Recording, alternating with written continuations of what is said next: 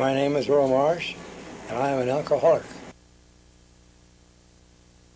Dr. Earle Marsh was born in Omaha, Nebraska on August 3, 1911. The family, his mother, father, brother, and he, left Nebraska when Earle was 10 years old and moved to San Francisco. While Earle has gone around the world 9 times and has lived elsewhere for fairly long periods of time, he has always considered the San Francisco Bay Area his home base. Earle did well in school, including medical school. After internship and residency, he became a brilliant gynecological surgeon and delivered many papers on his innovative surgical techniques. He had his first drink when he was in his teens. As time went by, he got into more trouble with alcohol and later, alcohol in combination with amphetamines. His trouble wasn't physical especially, it was more emotional, psychological, and spiritual. As an aside, Earle has always used those 3 words interchangeably. Earle came to Alcoholics Anonymous for help in 1953. His sobriety, since he first arrived, has been continuous. As I am telling you these things, he is 91 years old. We have captured many of his stories and experiences on this video. He sincerely and lovingly hopes you enjoy what you are about to see. He loves you all and asked me to ask you to try and never forget just how desperately we need one another.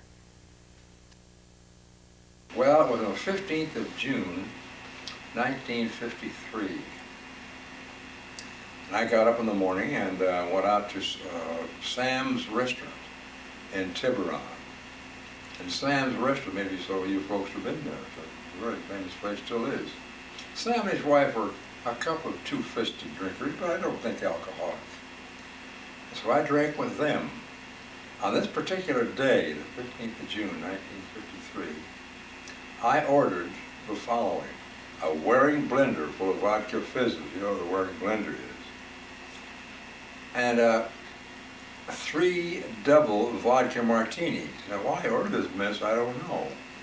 But the stuff in the blender was sweet, and I like sweet drinks, so I was straight frequently, you know. And so I drank them all. Drank the whole blender full, I drank the 3 martinis. Then my memory gets to be a little shaky. I went home to, I lived in Mill Valley, went home to Mill Valley, and I wasn't blacked out, I was kind of browned out. Certain things I remember, certain things I don't. And there were 2 things. One was, I had no concept I was alcoholic, none whatsoever. I had no trouble calling myself a drunk, but I thought that was different than being an alcoholic, and that's not true. They're both the same thing. I didn't know this, though. And also I thought I had found a way that I could drink safely, and that's to have vodka over ice. Now how stupid can you get? But I mean, that's the way it was. Well, went up on the side of the hill in Mill Valley to see a friend of mine named Harry.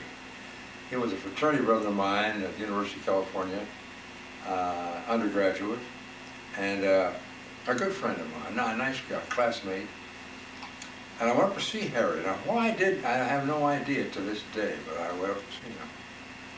And Harry said to me, amongst many things, you know what happened to me, Earle? I haven't had a drink for 9 months. And I said, you what? I haven't had a drink for, he was a drinker. His wife had left him, he'd been in jail, all kinds of stuff, because he's a real booze artist. I have not had a drink for 9 months. Why, Harry, I said, what happened to you? He said, have you heard of Alcoholics Anonymous? And I said, well, yes and no. I read the article by Jack Alexander, who, by the way, later became a friend of mine. Jack Alexander, which he said that AA was formed by 2 people. One of them was a stock and bond salesman, that's Bill W. And the other one was a doctor, and Bob S. And other than that, that's all I knew about AA. So Harry gave me a couple of pieces of paper in which their advice to the active drinker who was going to stop drinking. I wasn't going to stop drinking. I had no idea I was alcoholic at that time. I know I was in trouble some way, but not alcoholic. I didn't know. But it was about to happen to me. The reckless awareness come clear to me. I went home. I don't know how I got home, but I did. And I sat on the deck, 15th of June, daylight saving time, on the deck of my place in Mill Valley. And I was trying to read these things that Harry had given me, but I was so drunk, I just couldn't make them out. So I asked my then wife to read it to me. I've had about 100 of them, by the way. This was Mary. That's Mary. And she read two things. One was, don't stop drinking for anybody else except you. And don't consider yourself a martyr because you stopped drinking. After all, boy, you're the one that's in trouble. Well, I broke down and cried. I cried. And of course, crying is one of the symptoms of early alcoholism, readily crying. And I was a ready crier. You see, I cried here, so I would cry readily. And my mother said, oh, you'll be all right. She walked in the house. And I sat there. I never felt so down in my life. I felt depressed, oppressed. I just really felt terrible. Well, I was there on the deck and I just felt awful, emotionally speaking, So then I looked at my watch and I realized it was time to go up to the barbecue pit to make a fire and prepare the barbecue meal. So I walked up the stairs. Remember, I was very shaky when walking up the stairs because I was drunk and I was afraid I'd fall, and I had not put in any handrails. I had no handrails at all. I got to the top stair, looked at my glass, and I had just about this much left in my glass. I thought, well, that'll never do. If I'm going to be up there making a fire, I need more than that. Let's go get a big drink. I turned around on the stairs, just feeling like death warmed over. God, I was emotionally disturbed. And I started down the stairs, and all of a sudden, wham! I heard the words, "This is your last drink."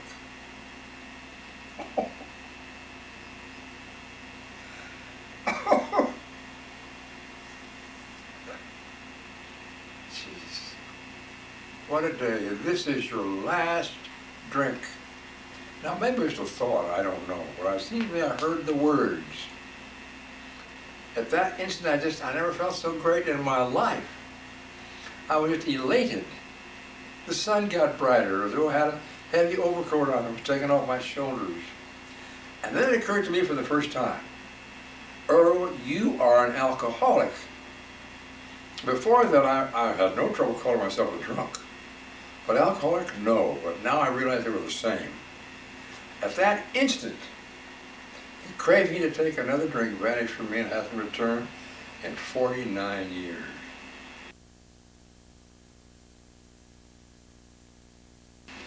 Well, my dad and mother both were alcoholic. Right. My dad was a daily drinker, maintenance. He got to work pretty much every day on time. Not always, but usually he did. He didn't miss much work. Excuse me. But my mother was a periodic. She would get drunk maybe, 2 or 3 times a year for 2 or 3 days at a time. And ordinarily, she was a very gentle woman. But good God, when she was drunk, hug the wall, she was coming through. I mean, that's the way she was. My dad did something that proves an old adage in AA. That is, once an alcoholic, always an alcoholic. In 1930, my father decided that he was drinking too much, and indeed he was, and that he would go on the wagon for good, something that we in AA don't ever do. We don't ever say that. We say we're just sober today, but And he he maintained sobriety. He wasn't too happy about it. He maintained sobriety from 1930 until 1945. And that's a period of a span of 15 years. Now, at the end of 1945, that's when the World War II, number 2, ended. My dad was so pleased that this ended. He went out and took 4 or 5 drinks in a bar and started on a 4 or 5 day bender. Hadn't had a drink for 15 years. For a bender. And we finally found him, and he was bleeding from the rectum and vomiting blood. And we brought him into the hospital, had to give him several transfusions and so forth. But he finally quieted down and sobered up, and he never drank again after that. He didn't go to AA. But by that time, I was in AA. So he just loved the big book, just loved it. And that was his life. And he would come and to AA meetings occasionally and listen to you talk, would he not? That's right. Yeah, his only...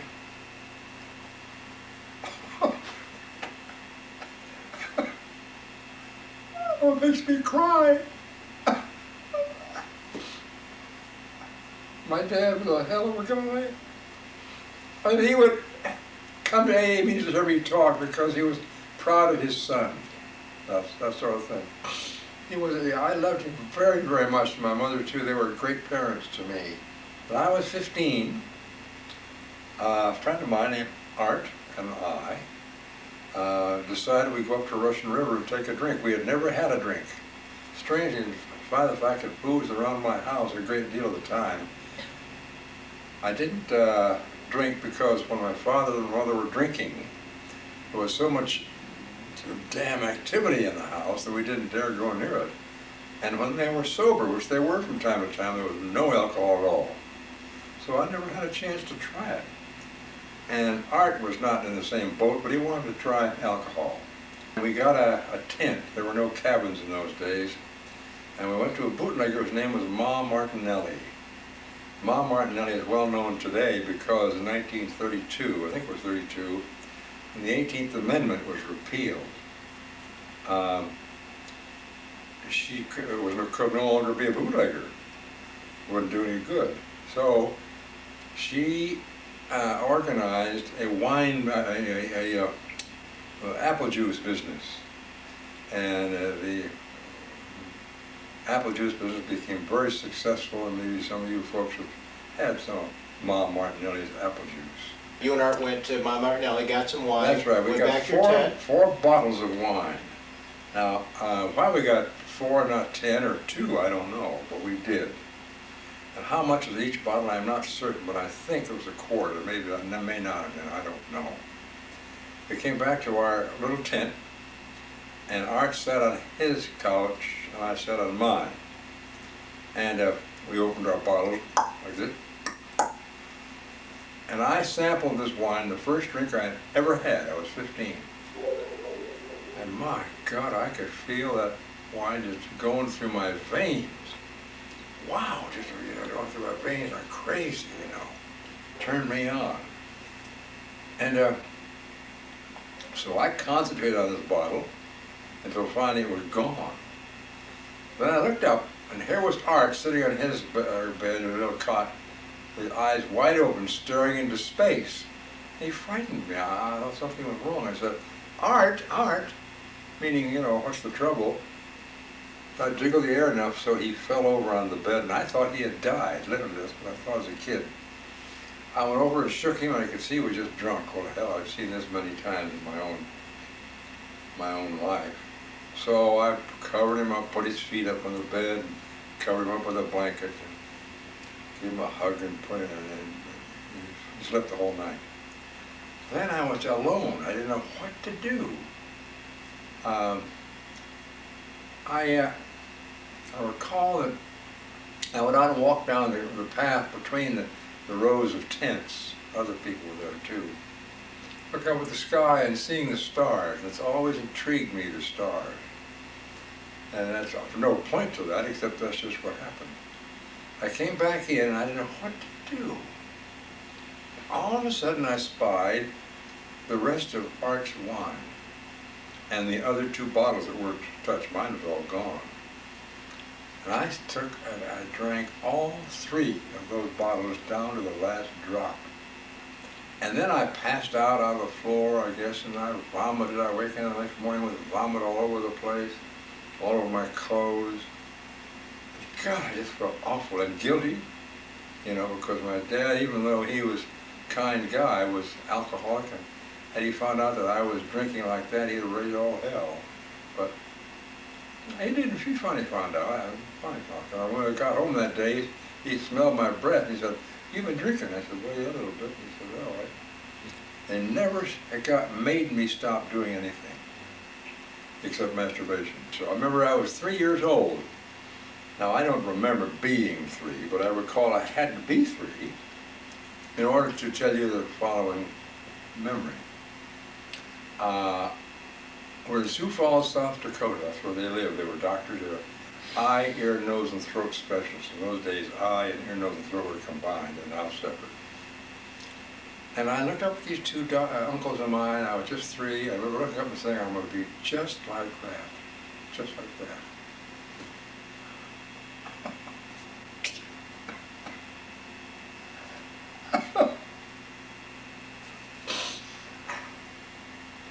I never lost sight of it. Never. I did lots of stuff in the theater. I sang, with the band and so forth. But I never let this entrance me away from wanting to be a physician. What kind I didn't know, but I became a gynecologist and also a psychiatrist. I have both. And well, I guess that's about it. So once you started in practice, you had originally started as obstetrics and gynecology. That's right. And after some period of time, you gave up the obstetrics. Yeah, I did in 1950. And then became gynecological surgeon. That's right. Essentially. That's right. Now, and during World War II, I was taken into the service with a double specialty rating into the medical corps. One in gynecology and obstetrics, which I indeed deserved, because I was one of the early American board members. But they also gave me a specialty rating in psychiatry, which I did not deserve. The only psychiatrist I had was in medical school. But by gosh, the Navy sent me to another residency. It was conducted by a guy named Harry Stack Sullivan, who was very famous in the annals of psychiatry. Frieda from Reichman, Eric Fromm, Margaret Mead, all these people. And I got trained in psychiatry. I hadn't asked for this, but I got it. And as some psychiatrists became Freudians, others became Sullivanians. Is that correct? That's right. That's right. And so you trained under Sullivan. That's right. And wasn't there a connection somewhere between Bill and Harry Stack Sullivan? Didn't they get to know one another? No, it was Bill and the guy in Switzerland. Jung? Carl Jung. Yeah, Carl Jung. All right. J-U-N-G. Because Roland Hazard, Right. was a very well-to-do guy, and he just could not stay sober. So I went to see Jung in Switzerland, and Jung said, I know what to do for you. He spoke English very well, because most people over there do. I know what to do for you. He said, we have no psychiatric way of keeping people sober. But he said, and I say this with a whisper, he said, don't tell my colleagues, that there are some people who have a religious experience and stay sober for good. Now, I can't tell you where to get one, but nonetheless, that did happen. He had told Roland Hazard this, and Hazard had come back and he had joined the Oxford movement in both Oxford, England, and also New York City, which was led by a great big tall guy named Sam Shoemaker. Sam Shoemaker. That's right. Let's get back to that in a minute, but let's get to the point at which you became addicted to amphetamines. Tell us how that happened. Well, in 1939, the drug companies sent out little boxes of drugs with a foot at the top. You could move it back and forth, like they used to have aspirin. And there was Seconal and Tuinol and Nembutal and amphetamines and I tried them all just to see what, And I took the amphetamines, went right up through the ceiling. God, I never felt so great and so high in my whole life. I had a brand new experience from then on, in 1939. I combined my drinking with amphetamines by taking by mouth. We didn't smoke it in those days, didn't snort it in those days, just took capsules. And I took those like crazy. And during that period of time when you were drinking and using drugs, the only real sanctuary you had was in the hospital. Is that not right? That's right. Hey, tell us about that. Well, I would frequently stay in the hospital all night long, or for several days at a time, because somehow when I was in the hospital, I didn't have to drink. Is that what you mean? Yes, exactly. And when I was out of the hospital, that's when I had to drink somehow. So I often stayed in the hospital just to protect myself. because I knew I was getting into trouble, I could tell. And so in that sense, when you were in the hospital, then you knew that you were never going to endanger your patients, and, That's right. and that you were in safe haven. That's right. I was never drunk with a patient. I never injured a patient because of drinking at all. And when I was in the hospital working, I never had a drink whatsoever.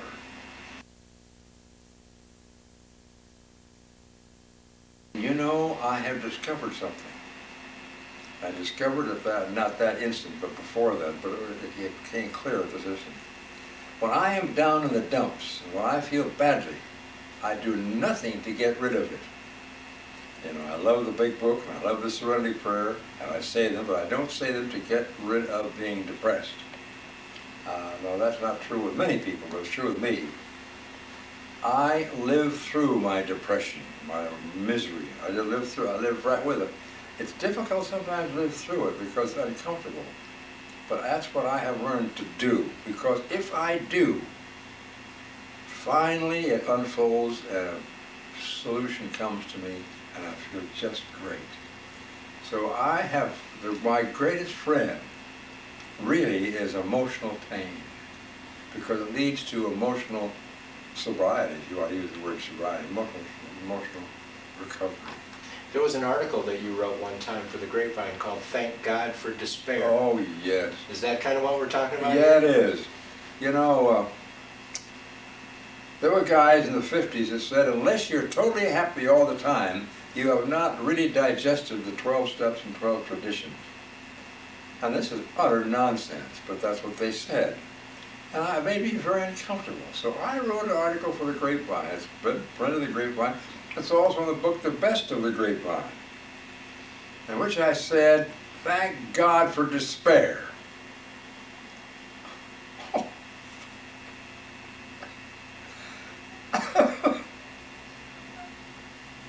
Because it's through despair that I grow. It's through despair that I grow. Thank God for despair. Well, it just upset people. I hate to beat all hell. But it really cracked the ice. Not too long after that, you went to your first AA meeting. I did. But before that, didn't you have a 12-step call of some sort? Yeah. Tell us about that. Well, this is before I went to an AA meeting. And I was called by the brother of my wife's best friend. And he said to me, Earle, I'm an alcoholic. What do I do? Can you help me out? Well, I've had the ecstasy of taking care of patients all my life, but this superseded all of them. And I told him when I learned from the pamphlets in AA, I hadn't even been to a meeting. And this guy latched onto that and stayed sober for 17, 18 years. It was up in Nevada City. But the 17 or 18 years was fine, but all of a sudden, when he was 17 or 18 years sober, he decided, I can drink. He started to drink, and in 3 years he was dead. You can't, once you're alcoholic, you're always alcoholic, sober or not. But the poor, what's his name, I forgot his name right now. He didn't, Ty, his name was Ty, T-A-I.